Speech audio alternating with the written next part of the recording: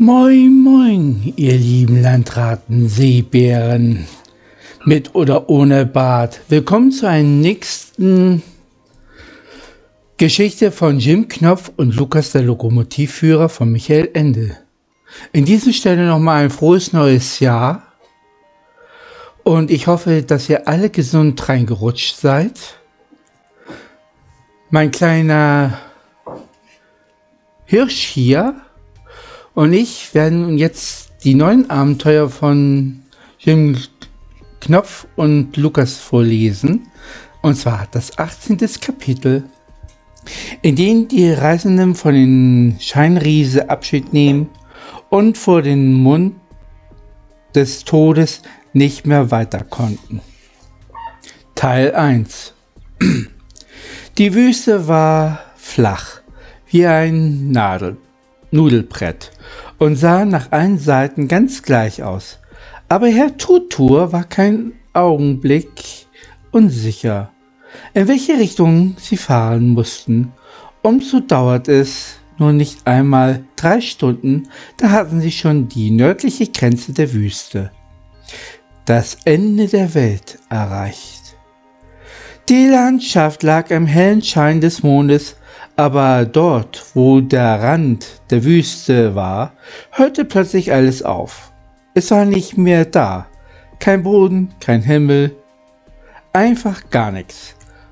Vom Weiten sah das aus wie ein riesiges Pechrabenschwarzes Finsternis, die von Wüstenraum aufstieg, bis in den Himmel hinein. Merkwürdig, sagte Lukas. Was ist das?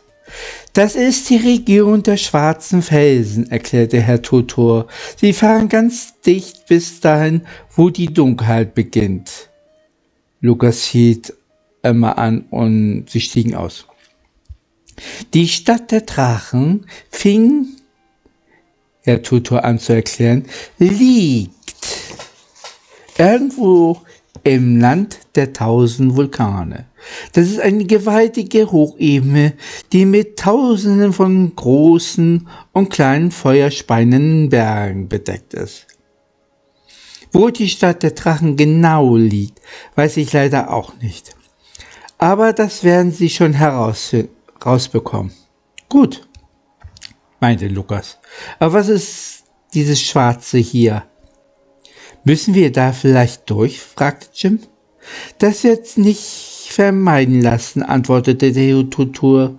Sehen Sie, meine Freunde, es ist so, das Land der 1000 Vulkanen ist, wie ich schon sagte, eine Hochebene, liegt 700 Meter höher als das Ende der Welt. Der einzige Weg, der dort hinaufführt, geht hier durch die Region.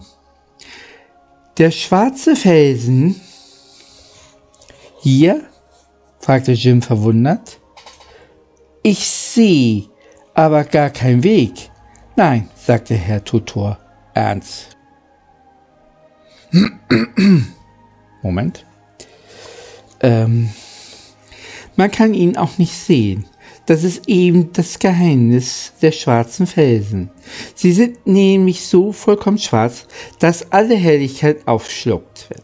Es ist einfach kein Licht zum Sehen mehr da.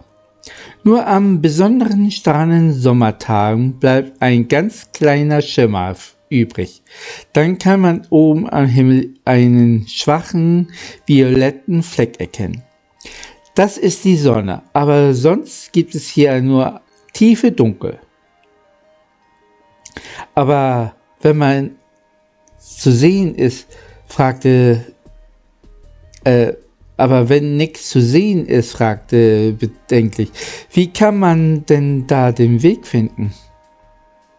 Die Straße führt von hier ganz schnurgerade hinauf, erklärte Herr Tutur. Sie ist ungefähr 100 Meilen lang. Wenn Sie immer ganz genau geradeaus fahren, kann nichts passieren, aber Sie dürfen auf keinen Fall von der Richtung abkommen. Links und rechts gehen nämlich tiefen, schreckliche Abgründe neben dem Weg. in den sie unfehlbar hineinstürzen würden. Schöne Aussichten, knurrte Lukas und kratzte sich hinter den Ohr. Jim murmelte erschrocken, "Oh je, Mini", vor sich hin.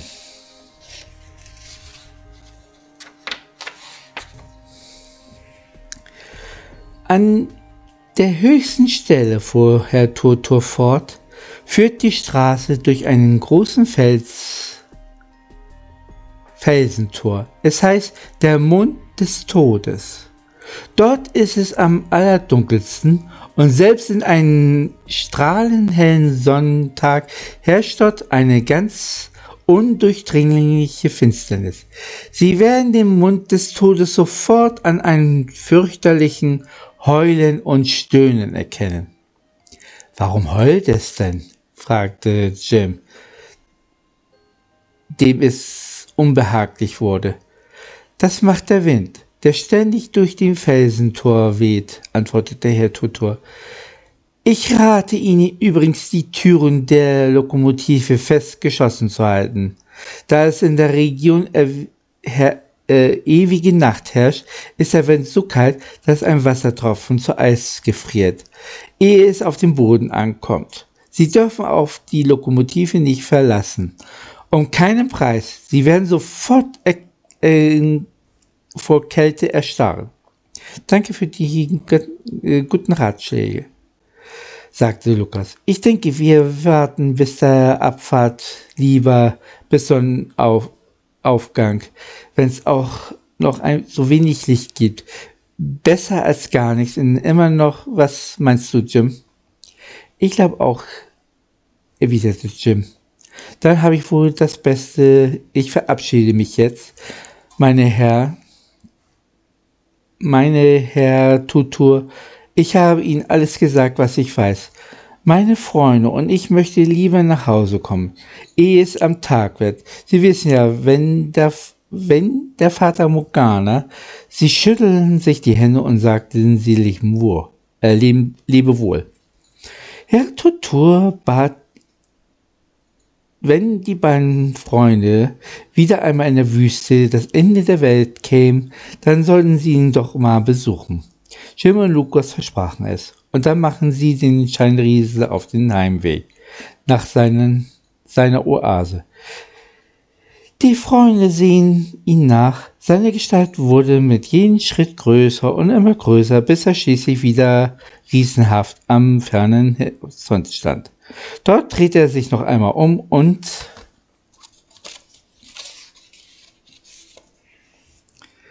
winkte. Und Jim und Lukas winkten zurück. Dann schritt Herr Turtur weiter und wurde noch größer, aber auch undeutlicher, bis seine ungeheure Gestalt zuletzt im nächtlichen Himmel verschwunden ist. »Ein netter Mensch«, sagte Lukas, und pfiff heftig, »kann einen wirklich leid tun.« »Ja«, meinte Jim gedankenvoll, »schade, dass er allein sein muss.« Und dann gingen sie schlafen, um für die Fahrt durch die Region der schwarzen Felsen Kräfte zu sammeln. Am nächsten Morgen ging die Sonne strahlend hell über die Wüste auf. Jim und Lukas frühstückten, dann riegelten sie die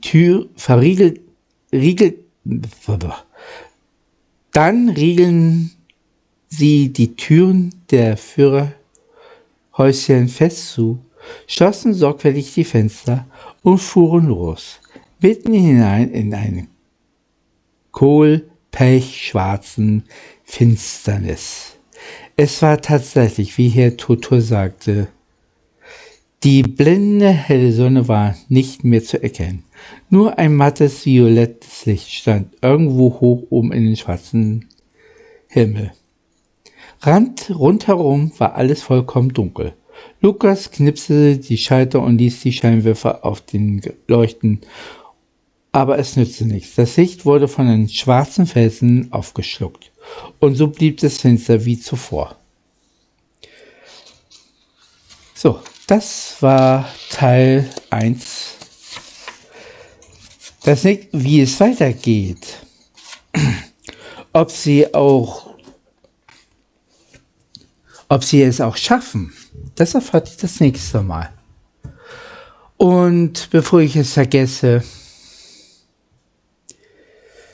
ihr werdet schon bei den letzten Let's Play gemerkt haben, dass da keine englische Synchronisation ist. Ich habe es ja auch darauf hingedeutet, dass das Experiment Synchronisierung bei YouTube beendet ist.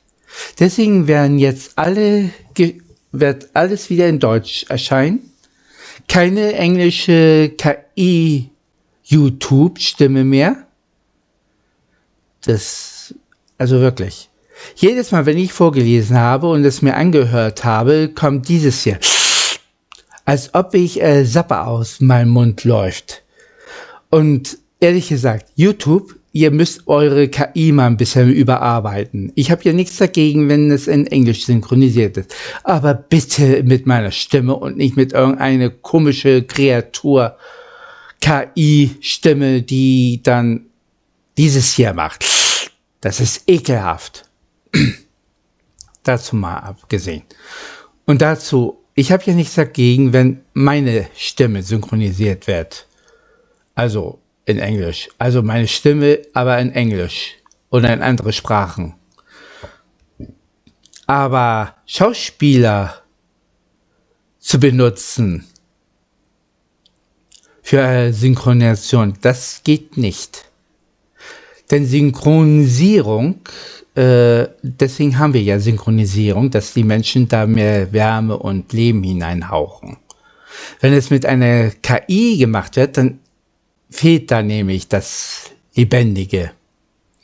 So, davon mal abgesehen. So, falls es euch gefallen hat, Daumen hoch, kommentieren, abonnieren, Glocke betätigen, falls ihr es nicht schon gemacht habt. Oh, jetzt fange ich an, schnell zu sprechen. Oh je. Und ich wünsche euch einen wunderschönen Tag. Demnächst, also morgen kommt wieder Steffi Wegener. Da könnt ihr euch schon mal freuen. Meine Kollegin. Für ihr Alter sieht sie noch sehr jung aus. Auf jeden Fall wünsche ich euch und meinem Freund hier viel Spaß. Ich weiß nicht, wann ihr das mal anschaut. Wenn ihr das am Tage anschaut, dann macht einen Spaziergang. Hier in den Harz ist es Schnee, haben wir Schnee und es ist saukalt. Und ja, bis dahin wünsche ich euch viel Spaß und wir sehen uns das nächste Mal. Tschüss.